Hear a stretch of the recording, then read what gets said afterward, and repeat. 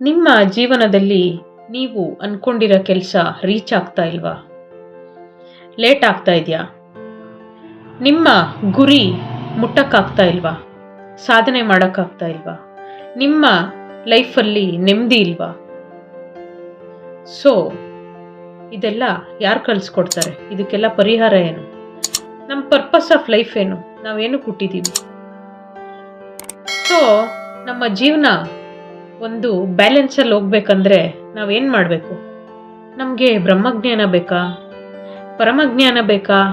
ಆತ್ಮಜ್ಞಾನ ಬೇಕಾ? ಇದ್ಯಾವುದು ಬೇಡ. ನಮಗೇನು ಬೇಕು?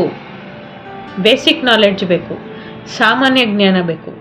ಈ ಸಾಮಾನ್ಯ ಜ್ಞಾನ ಎಲ್ಲಿ ಸಿಗತ್ತೆ? ಯಾರು ಹೇಳ್ಕೊಡ್ತಾರೆ? ಕೇಳ್ರಪ್ಪೋ ಕೇಳ್ರಿ, ಸಾಮಾನ್ಯ ಜ್ಞಾನ ಹೇಳ್ಕೊಡ್ತಿದ್ದಾರೆ ನಮ್ಮ ಚಿತ್ತಚೇತನ ಗುರೂಜಿಯವರು. ಚಿತ್ತಚೇತನ ಗುರೂಜಿಯವರು ಜ್ಞಾನ ಸಮೃದ್ಧಿ ಯೋಗ ಅಂತ ಒಂದು ಕೋರ್ಸ್ ಮಾಡಿದ್ದಾರೆ. ನಾನು ಕೂಡ ಈ ಕೋರ್ಸಲ್ಲಿ ಅಟೆಂಡ್ ಆಗಿದ್ದೆ. ಇದರಲ್ಲಿ ಏನೇನಿದೆ ಕಂಟೆಂಟು? ಭಗವದ್ಗೀತೆಯಲ್ಲಿ 18 ಅಧ್ಯಾಯಗಳು ಇದೆ. ಸೊ ಅದೇ ಥರ ಸಾಮಾನ್ಯ ಜ್ಞಾನ. ಈ ಕಲಿಯುಗಕ್ಕೆ ಸಾಮಾನ್ಯ ಜ್ಞಾನ ಇಲ್ಲ ಅಂದರೆ ಬದುಕೋಕ್ಕಾಗಲ್ಲ. ಬದುಕ್ಬೋದು, ನೆಮ್ಮದಿಯಾಗಿಂತೂ ಇರೋಕ್ಕಾಗಲ್ಲ. ಸೊ ಇದೆಲ್ಲ ಬೇಕು ಅಂದರೆ ಕಂಟೆಂಟ್ ಹೇಳ್ತಾ ಇದ್ದೀನಿ. ದೇಹ, ಆತ್ಮ, ಮನಸ್ಸು, ಸ್ಥೂಲ ಶರೀರ, ಸೂಕ್ಷ್ಮ ಶರೀರ, ಕಾರಣ ಶರೀರ, ಕುಟುಂಬ, ಆರ್ಥಿಕ, ಆರೋಗ್ಯ, ಸೂತ್ರಗಳು, ತಂತ್ರಗಳು, ಯುಕ್ತಿಗಳು, ಯಶಸ್ಸು, ಕೀರ್ತಿ, ಗುರಿ ಸಾಧನೆ, ಕರ್ಮ ಸಿದ್ಧಾಂತ, ಪ್ರಕೃತಿ, ಸೃಷ್ಟಿ, ಬ್ರಹ್ಮಾಂಡ, ಭಗವಂತ.